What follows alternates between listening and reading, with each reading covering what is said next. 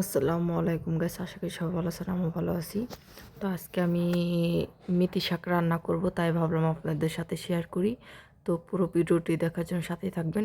এখানে আমি পেঁয়াজ, মরিচ আর পানি, লবণ এগুলা দিয়ে হালকা একটু নরম করে নিব।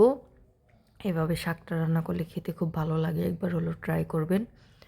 তো এইভাবে আমি শাকটা কী করে এটা একটু নরম করে পানিটা শুকানোর পরে আমি এখানে কি অল্প অল্প করে শাক দিয়ে পুরো পেঁয়াজের সাথে মিলিয়ে নিব, নেড়ে চেড়ে সুন্দর করে, তাহলে পুরো শাকগুলো একসাথে দলা পেকে যায় না।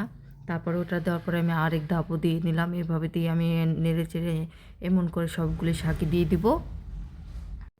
সবগুলি শাকটা দেওয়ার পর সুন্দর করে নেড়ে চেড়ে আমি শাকটা ভাপ দিয়ে নিব। আমি এভাবে রান্না করি, আর এভাবে কে কে রান্না করে খাইছেন একবার হলেও জানাবেন। আর আমার রান্নার ভিডিও যদি ভালো লাগে দেখতে, লাইক কমেন্ট শেয়ার করে যাবেন, পেজটাকে ফলো দিয়ে রাখবেন আর আমার সাথেই থাকবেন। তো এখানে আমি শাকটা ভাপ দিয়ে নিতে আসছিলাম সুন্দর করে। এই তো শাকটা আমি সুন্দর করে ভাপ দিয়ে নিব। এভাবে আমি বেশ কিছুক্ষণ ধরে নেড়ে রান্না করে নিব। তারপরে আমার ভাপটা হয়ে গেলে আমি নামাই ফেলবো। তারপরে এখানে কড়াইতে তেল দিয়ে দিব। তারপরে তেল দেওয়ার পরে আমি এখানে শুকনা মরিচটাও দিয়ে দিব বাগারের জন্য।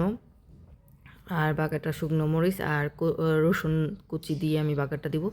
তো শুকনো মরিচটা দেওয়ার পরে শুকনো মরিচটা হালকা ভেজে নেওয়ার পরে কালার চেঞ্জ হওয়ার পরে আমি রসুন কুচিটাও দিয়ে দিব। রসুন কুচিটাও দেওয়ার পরে আমি রসুনটাও একদম বাদামি কালার করে ভেজে নিব, সুন্দর একটা কালার আসা পর্যন্তই ভেজে নিয়ে তারপরে আমি শাকগুলি সবগুলি দিয়ে দিব। আর এভাবে আমি রান্না করব।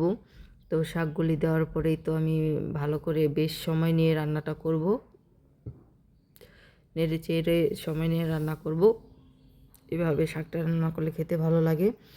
আর মেথি শাক, শীতের শাকটাকে এইভাবে রান্না করে খাইছেন সবাই জানাবেন। আর আমার ভিডিওটি দেখার জন্য অসংখ্য ধন্যবাদ। আর এই তো আমার রান্নাটার ফাইনাল লুক এটাই।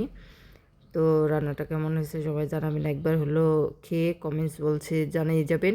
পুরো ভিডিওটি দেখার জন্য ধন্যবাদ।